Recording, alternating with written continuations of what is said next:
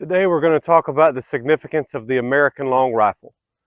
But first, we need to come back to the modern era to establish some context for our viewers. Okay, so the first gun we're going to look at is this rifle right here. This is a Winchester Model 1894. This is what we call a lever action rifle. So you can see here, this lever right here, this is how you work the action. That's how you reload a round. So this probably to many of you looks like a very old gun, and it is. This is an old gun, but this is technically a modern firearm. Now, this technology dates back to the 19th century, so back to the 1800s.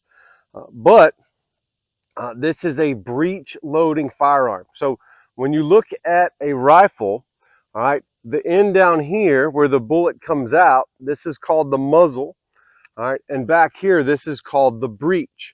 All right, so this rifle is actually loaded from the breech. It's loaded from this end of the gun, and it also shoots a modern rifle cartridge. And we'll look at one of those cartridges in a minute. But this gun, as I said, dates back to the 19th century. So to many of you, that seems old, and it is old. All right, but this is a modern firearm, and people still use these today, and they hunt a lot of animals like deer and things like that with these lever action rifles, and they're very effective, and they've been effective for a long time. Now, this is also a repeating rifle. All right, this rifle holds multiple shells or cartridges. So you see this thing right here. To some of you, this might look like this rifle has two barrels. It only has one barrel. This thing underneath the barrel is the magazine. This is called a tubular magazine, and it holds cartridges. All right, they stack in there. If you guys watched the video I made about the Indian trade gun, we used a Mossberg 500 in that video, or actually we used a Mossberg 590, but it also had a tubular magazine. So that's where the extra shells were stored, in that tubular magazine. But in this case, it holds multiple rifle cartridges. So you could fire a round and then reload and fire a round from the magazine very quickly. Let's demonstrate how that works. All right, so I've got this rifle loaded. I've got my hearing and eye protection on. All right, so I'm going to demonstrate how the lever action works by firing a few rounds. And you'll see what I mean by it being a repeating rifle. All right, so here we go. All right.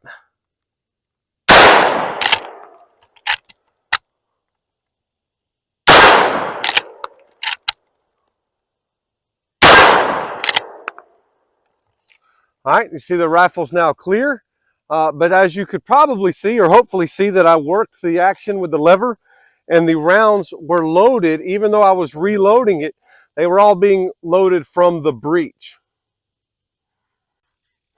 All right, so the next type of rifle we're going to talk about is the bolt action rifle.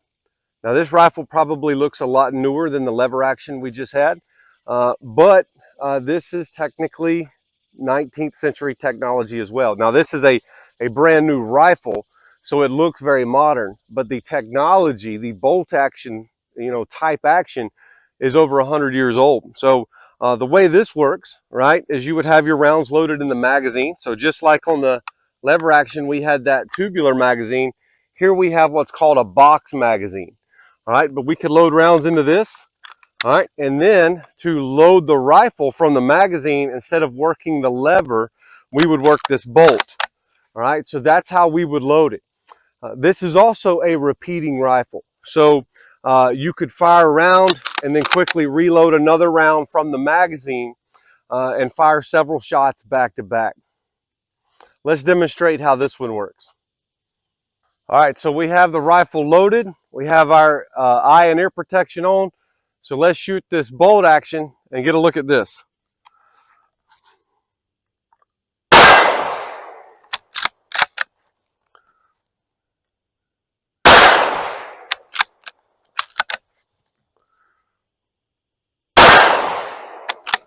All right, so the rifle's clear. We fired 3 rounds relatively quickly. So just like our lever action, everything happened at the breech. The rifle was loaded and reloaded at the breech. Really, the only difference is we use the bolt handle instead of the lever to work the action.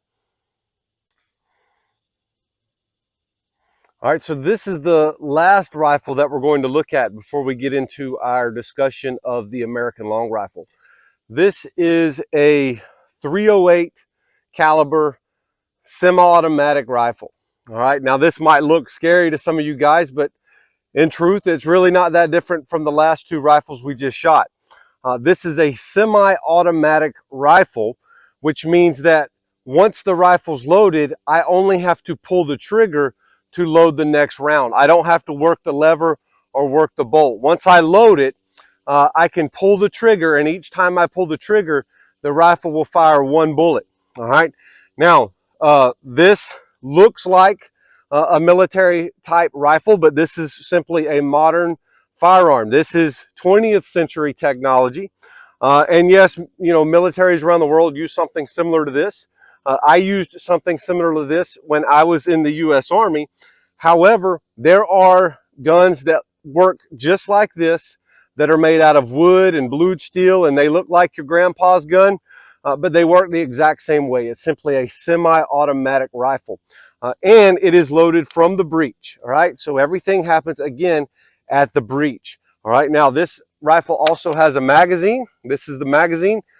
This magazine right here only holds 10 rounds, but you can have 20 or 25.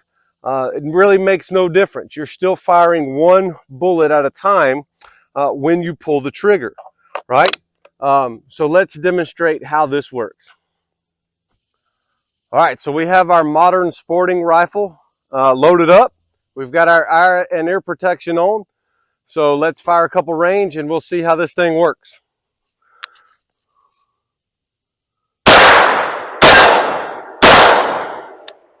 All right, the bolt is locked to the rear.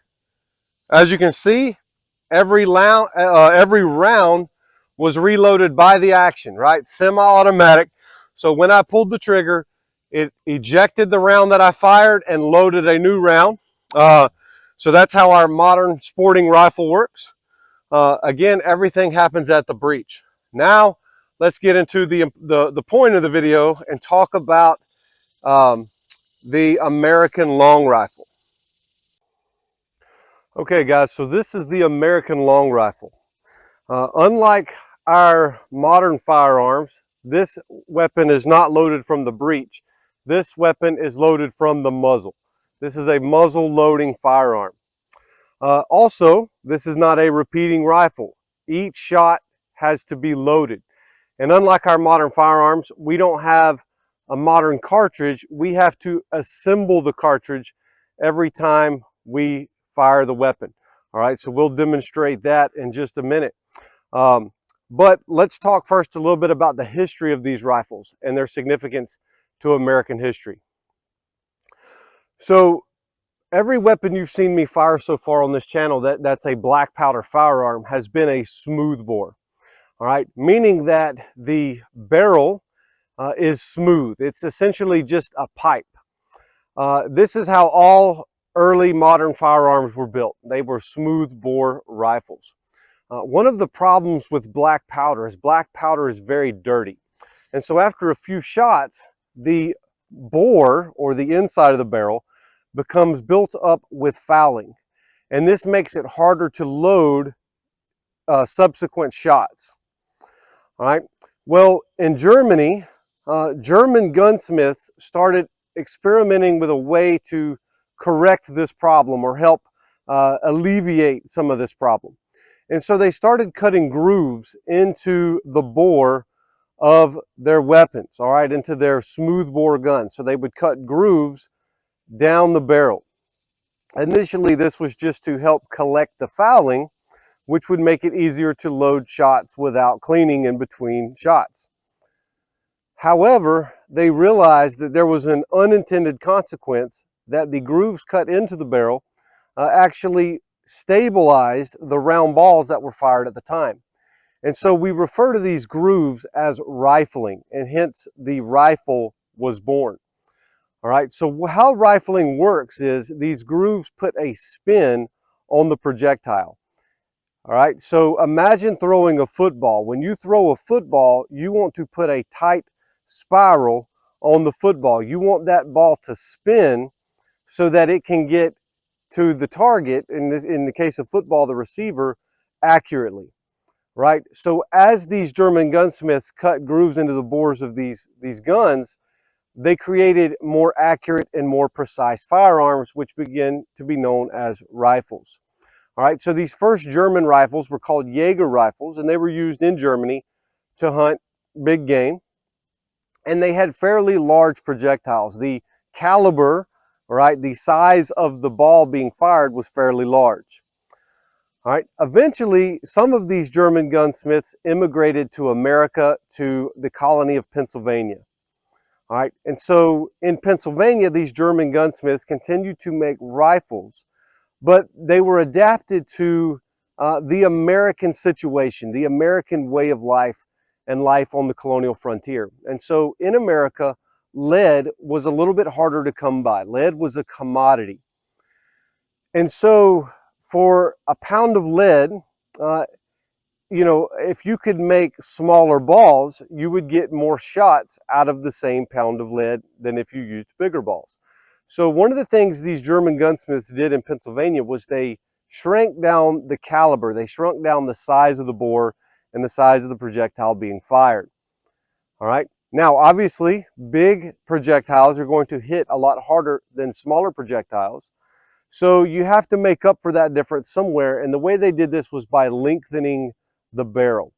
So what you end up with is a distinctly American firearm called the long rifle, which fires a smaller projectile. In this case, this is a 50 caliber. Now, the 50 caliber may seem big by today's standards, but in the 18th century, people were firing, you know, projectiles that were 70, 75 caliber. So 50 was very small. And in fact, some of these rifles were made even smaller, down to 45, 40, even, you know, 36. So lengthening the barrel gave the powder more time to burn, which made a more efficient projectile, right? It went faster, and that speed sort of compensated for, you know, the diameter of the bullet or the caliber of the bullet. All right, so then these became known as Pennsylvania long rifles. All right, now I don't call them that. I call them American long rifles, and it's no disrespect to Pennsylvania. Pennsylvania deserves credit for being sort of the birthplace of American rifles. However, these Pennsylvania immigrants, they didn't just stay in Pennsylvania, these German immigrants, they made their way down the colonies, down to places like Kentucky and North Carolina, down into Georgia, and these rifles got new names, right? And so names like the Kentucky rifle, or the Kentucky long rifle, or the Southern rifle, or the Virginia rifle, or the mountain rifle. All right. Now, there's a lot of guys out there who are historians of these firearms, and they love learning about these firearms, and they love shooting these firearms. And, you know, their identity is based on being a master of knowledge surrounding these firearms. And those people would argue that there are, you know, important differences between Pennsylvania long rifles, Kentucky long rifles, Southern mountain rifles, and that's adequate. There's nothing wrong with that. However, that's not the point of this video. The point of this video is to explain the significance of all of those rifles as one distinctly American firearm, the American long rifle. And so, just like the modern firearms we looked at, yes, this is a muzzle loading firearm. It is not a breech loading firearm. This is not a repeating firearm. Each round must be loaded, and it doesn't fire modern cartridges. Each round has to be loaded in a specific sequence. However, when you get down to the most basic part, this is the same type of firearm used today by hunters, by marksmen, by snipers. It is a rifle. It has a rifled bore, and the purpose of that is to put a spin on the projectile for accurate and precise fire.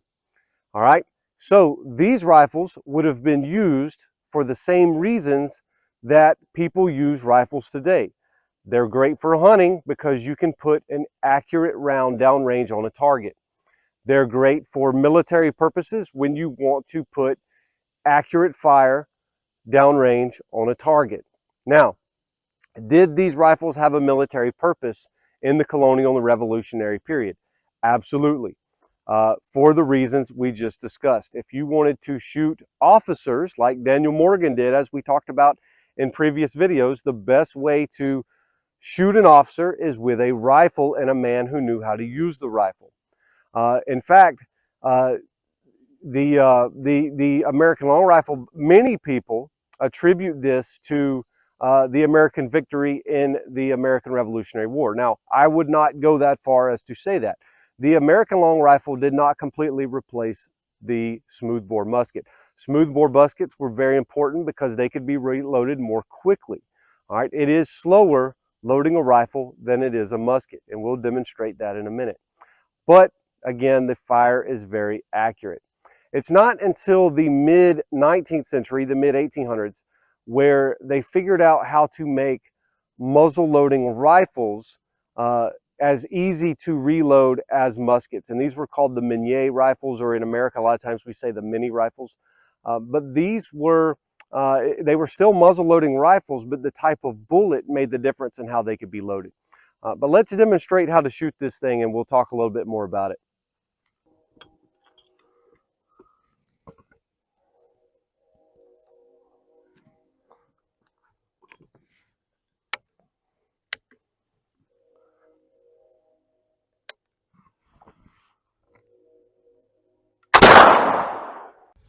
All right, guys, so our modern cartridge that we were shooting in those breech loading firearms looks something like this, right? So there's actually 4 parts to this. We have the case, which is the big brass thing you see here. We have the projectile. This is what actually flies through the air and hits the target.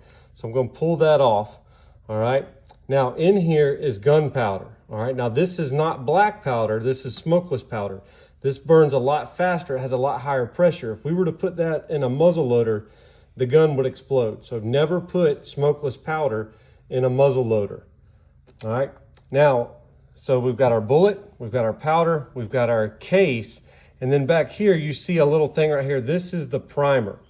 All right, that primer is what actually sets the powder off. When the firing pin strikes this primer, it causes a spark which ignites the powder, which pushes the projectile down the barrel. Now, this projectile is actually a little bit bigger than the bore. All right, so that tight pressure caused by the projectile being a little bit bigger is what allows it to keep that high pressure and put that spin on this bullet as it travels downrange. Okay, so when shooting the muzzle loading rifle, it's not really that different. The only difference is we don't have a case.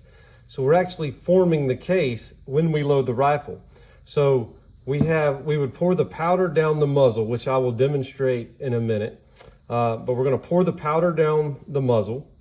Then we will seat this patch on top of the muzzle, then this ball, and we'll drive these two things together until they seat on top of the powder. All right, now in our modern cartridge, the bullet is a little bit bigger than the bore, which allows that tight gas seal. With a muzzle loading firearm, the bullet is actually a little bit smaller than the bore. So my bore is 50 caliber. This ball is actually .49. So this patch is what makes up the difference and allows us to get that seal. We also don't have the chemical primer, the little primer that was on the back of the case, because we don't have a case. What we actually do here is we put a little bit of powder in this part right here called the pan, all right, and then we close this frizzen, all right. Now you can see here that there is a flint, all right. That flint, when the trigger is pulled, will strike this frizzen. It'll throw it back and it'll throw sparks down in the pan, which will go through a little hole into the muzzle and will ignite the powder, which will then send the patch and ball down range. You can see here on the back of this frizzen, there's a lot of scratches. That's from this flint striking the frizzen. That's why this is called a flintlock rifle. Later in another video, we will discuss percussion rifles, and we will look at the percussion cap, which is basically the modern primer in its earliest stage. Okay, now we're ready to load our American long rifle. The first thing we're going to do is pour a measured amount of powder down the muzzle. Remember, this is a muzzle loading rifle, not a breech loading rifle. So we have to put in the powder first. All right, now obviously that's going to be fairly slow. Measuring powder and then pouring it down the barrel, that's going to take some time.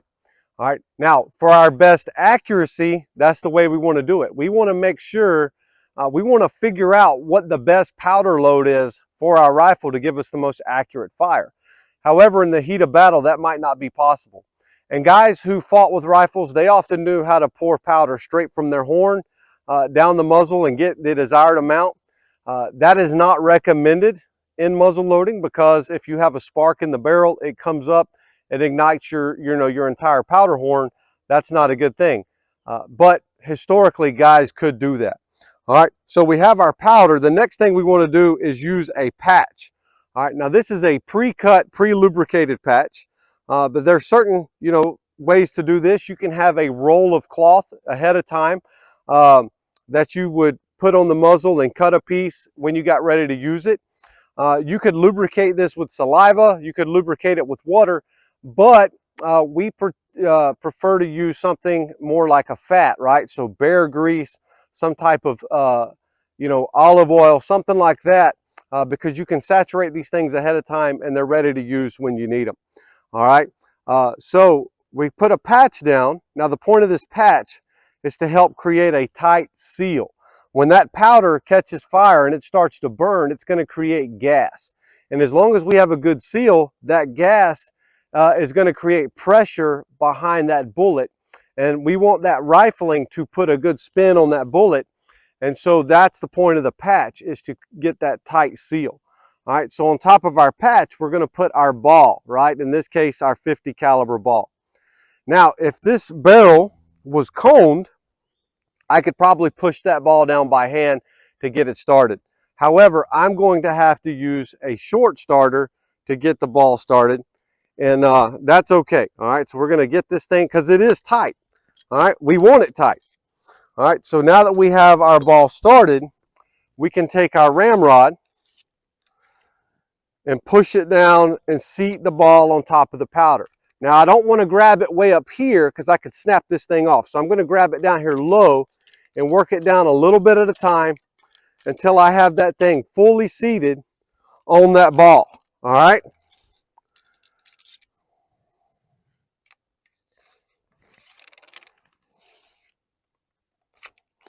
All right, now we're almost ready to shoot. We have to prime the pan. All right, now on modern cartridges, there's a primer built into the cartridge, and all they have to do is have the firing pin strike it. And that creates the fire, which burns the powder. Here, we're using flint and steel. So we're going to put a little bit of powder down in this pan.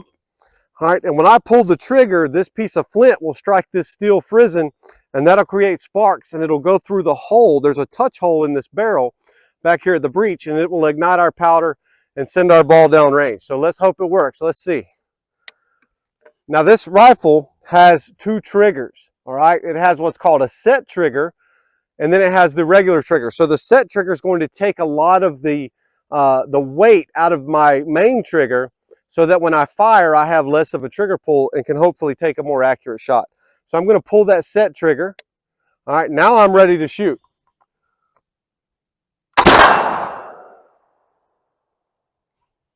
And I don't know if you can hear the steel down there, but we have a dead British officer. All right, so in the last video, when we talked about the significance of the Indian trade gun, we talked about how those guns were made specifically for Indians, but Indians preferred them, and so did colonial rangers and frontiersmen and things like that. However, when these rifles became popular, Indians highly desired these things. In fact, in the Anglo-Cherokee War, which was the southern theater of the French and Indian War, there was a battle where Cherokee Indians used rifles to inflict damaging fire on British regulars. All right, and we'll probably talk more about that battle in another video. But the accuracy and precision of these rifles made them highly desirable by frontiersmen, by hunters, and by soldiers and warriors that wanted to really place accurate fire downrange. I hope you enjoyed this video. These rifles, American long rifles, are my favorite weapon from the colonial period. So we're going to be shooting this thing a lot. We're going to shoot this a bunch. We're gonna reenact shooting officers at cow pens, and we're gonna take this rifle hunting. Hopefully, you get to see me kill a deer with this rifle. There's no guarantees on that. Hunting is not killing. Hunting is hunting, right? But if God willing, we'll be able to take a rifle, take a deer with this thing, with this rifle, put some meat in the freezer for my family, and show you guys a really cool video, because these types of weapons right here almost made white-tailed deer extinct. So they're definitely effective in the right hands. Thank you.